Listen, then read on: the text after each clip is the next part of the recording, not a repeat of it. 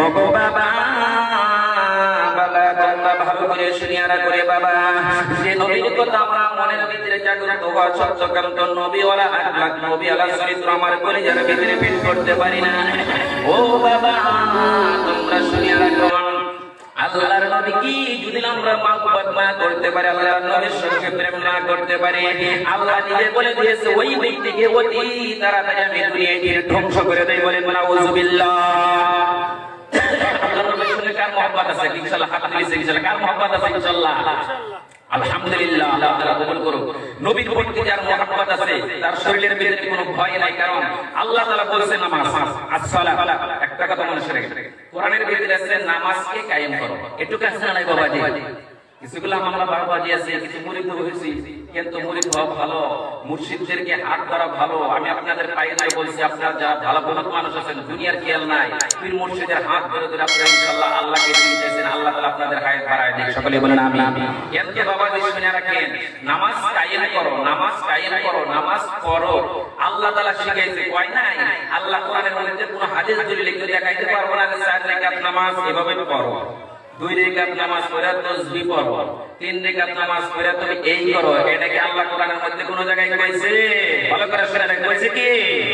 কিভাবে আল্লাহ বলছে নামাজ পড়ো? নামাজকে শিখানোর জন্য আল্লাহ তাআলা যুগে যুগে এক একটা নবী প্রেরণ করেছে। বলেন সুবহানাল্লাহ। নামাজ কিভাবে পড়তে হয় তার জন্য আল্লাহ তাআলা নবী পাঠিয়ে দিয়েছে, নবী শিখাইছে এইভাবে তোমাদের নামাজ পড়তে হবে।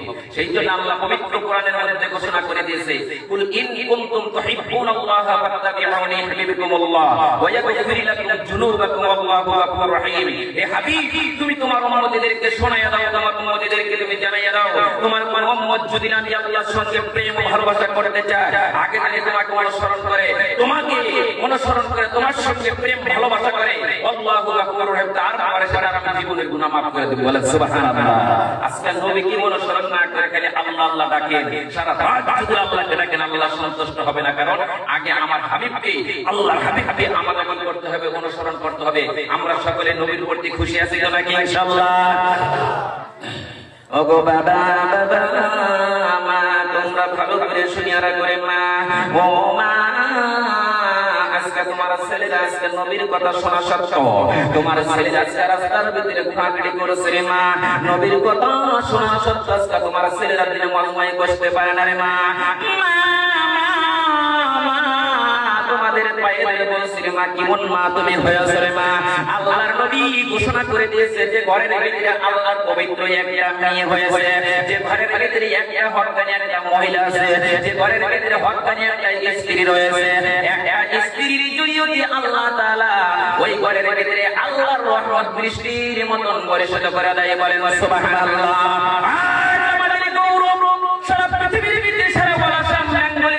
সভা করি, সভা করা সত্ত্বেও কিন্তু আমাদের এই মহল্লার ভিতরে যখন আমি ওয়াজ করি, প্রত্যেক ওয়াজের ভিতরে বেশি বেশি মহিলাদের কথা তুলে ধরি। বলেন সুবহানাল্লাহ।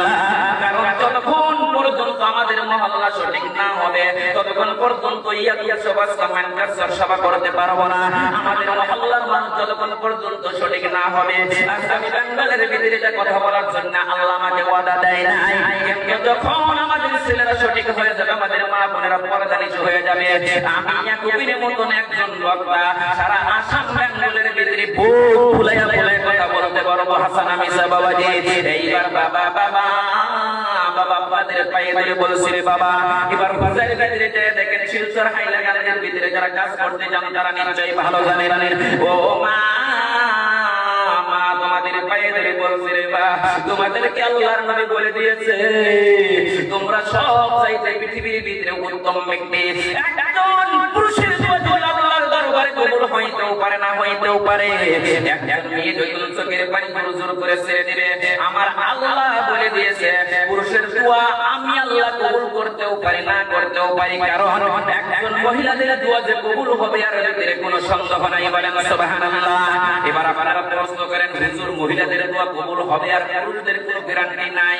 আপনাদেরকে আমি বলে দিয়েছি রে বাবা, যখন আমার পবিত্র মুখের ভিতরে পবিত্র খানা চলে যাবে, এই মুখ যখন পবিত্র হয়ে যাবে, এই মুখের দোয়া আল্লাহ নিশ্চয়ই কবুল করবে।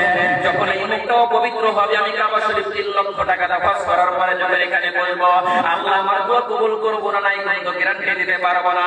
আল্লাহ মহিলাদের জন্য একটা অফার দিয়েছে, জামাই আমার সুদ খান, স্বামী আমার ঘুষ খাই রে বাবাজি, এত হারাম টাকা খেয়েছে, ওই হারাম খাইতে খাইতে একজন ব্যক্তির কলবের ভিতরে যখন হারাম চলে যায়, আল্লাহ তাআলা 40 দিনের ভিতরে আল্লাহকে ডাকা সত্ত্বেও আল্লাহ সে ডাকের উত্তর দেয় না, এবং আল্লাহ তাআলা ওই মুখের ভিতরে কোনো বরকত থাকে না রে বাবা। সেই জন্য বাবা আজকে আমি স্বামী হয়েছে, আমি হারাম খানা নিয়ে যখন বাড়ির ভিতরে চলে গেছে, আমার স্ত্রীর জন্য আল্লাহ তাআলা হালাল করে দিয়েছে। ঠিক খেলা বলেন সুবহানাল্লাহ। আজকে আমার জন্য হারাম, আমার স্ত্রীর জন্য আল্লাহ হালাল করে দিয়েছে। কারণ মহিলার কাছে যখন স্বামী হারাম খানা নিয়ে যায়, ওই সময় বারবার বাধা করা সত্ত্বেও যদি ওই ব্যক্তি যদি না মানে, আল্লাহ তাআলা কিন্তু ওই মেয়েকে হারাম খাওয়ায় না।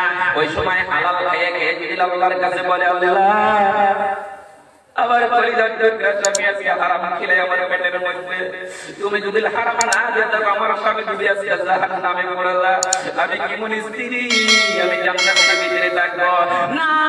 না না, পৃথিবীর জমিনের ভিতরে একজন স্বামীর জন্য একজন স্ত্রী এত কতটুকু হয়ে যায়, এত প্রেম ভালোবাসা হয়ে যায়। একজন স্বামী আমার হওয়ার সঙ্গে সঙ্গে স্ত্রী আল্লাহর কাছে বলে আল্লাহ আল্লাহ তোমার রহমতে পাও বড় করে বলছি আল্লাহ আমার পরিবার টুকরা স্বামী ব্যাপারে তুমি ভালো করে দাও, কমসে কম আমি 10 দিন পর্যন্ত তোমার পবিত্র রোজা রাখতে পারে। সুবহানাল্লাহ। এই স্ত্রীরা স্বামীর জন্য এত আসি এত পাগল নেই বাবা। আজকে দেখা যায় আজকে ওই স্ত্রী স্বামীর জন্য যদি এত আশিক হয়ে যায়, এত পাগল হয়ে যায়, ওই স্ত্রী যদি শুধুমাত্র চারটা আমল যদি চিন্তা করতে পারে, 1 নম্বর নামাজ, 2 নম্বর রোজা, 3 নম্বর পর্দা, 4 নম্বর যে বলেছে স্বামী স্ত্রীর 4টা আমল যদি একসঙ্গে চালায় যাইতে পারে, ওই স্ত্রীর দোয়া স্বামীর জন্য যে কবুল হবে এর ভিতরে কোনো সন্দেহ নাই।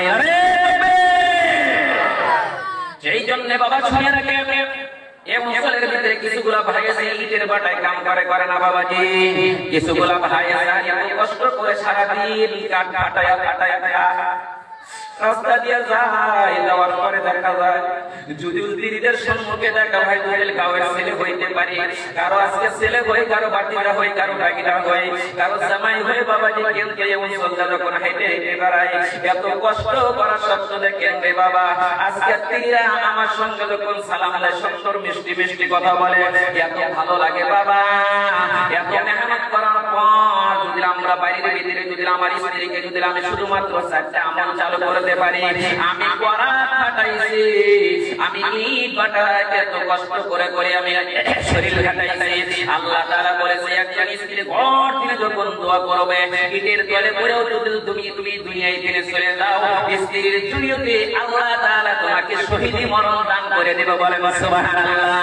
ওরে বাবা আজকে সেই সমস্ত পুরুষরা কিছুগুলা দেখেন রে বাবা, মেয়েদেরকে ইট বাটাই নিয়ে এমন ভাবে ভাবে ড্রেস করে করে মেয়েদেরকে খাটাইছে। আজকে আপনাদের পায়ে ধরে বলছি এই সমস্ত কাজের দিন আমরা ফারিক থাকার চেষ্টা করবো তো নাকি? ইনশাআল্লাহ। আমি নিজে খাট আমার স্ত্রীকে আমি ইনশাআল্লাহ খারাপ রাস্তায় নেব না ইনশাআল্লাহ। আমরা চেষ্টা করি, যারা যারা নেয় তারাও চেষ্টা করি যে লাহে লাহে করে একবারে তো বাদ দেওয়া যাবে না। সব কি বাবাজি লাহে লাহে চেষ্টা করবো ইনশাআল্লাহ। আমরা আপনি না আল্লাহ আমাদেরকে ফারিক করুক, সকলে বলেন আমিন। ওরে বাবা বাবা আর আমি লম্বা কথা বলবো না, অনেক দিন অনেক কথা বলছি, আজকে আমি আপনাদের সম্মুখে বেশি কথা বলবো না। এইবার দেখেন বাবাজি এই বৈঠকের ভিতরে কারা বেশি আমল করেছিলেন, কোন দিন বৈঠকে বসেছিলেন, কোন দিন মসজিদে গিয়েছিলেন, কোন দিন ভালো আমল করেছিলেন।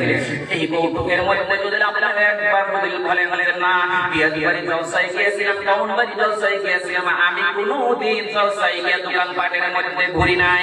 এই কল্পনায় আমি এখানে বসে বসে আল্লাহর কাছে যদি আপনারা চোখের পানি ছেড়ে দিতে পারেন, বুখারীর হাদিসের মধ্যে আছে ভালো কথা স্মরণ করে কোনো ব্যক্তি যদি একবার চোখের পানি ছেড়ে দেয়, আমার আল্লাহ এই বৈঠকের ভিতরে সকলের तमाम জিন্দেগির গুনাহগুলি maaf করে দেবে। বলেন সুবহানাল্লাহ। এইবার বাবাজি বনি ইসরাইলের সামনের ভিতরে একটা বুখারীর হাদিস সালাসাতুন ফিল গার, একটা আছে 3 জন ব্যক্তি, ভালো করে শুনে রাখেন, 3 জন ব্যক্তি বনি ইসরাইলের সামনের ভিতরে রাস্তা দিয়ে যায়। যাইতে যখন কিছু দূর যাবে ওই সময় তুফান বৃষ্টি আরম্ভ হয়ে গেল বাবাজি। যখন তুফান বৃষ্টি যখন আরম্ভ হয়ে গেল বাবাজি, কোথায় যাবো? একজন যদি আমরা দাগের ভিতরে যাই, দেখে বাড়ি বাড়ি দেখে তুফান উঠেছে, ভাই আমাদের ভালো লাগলো না খারাপ লাগলো? যখন তুফান উঠেছে, তুফান ওঠার সঙ্গে সঙ্গে ওই ব্যক্তিরা এদিকে তাকায় কোনো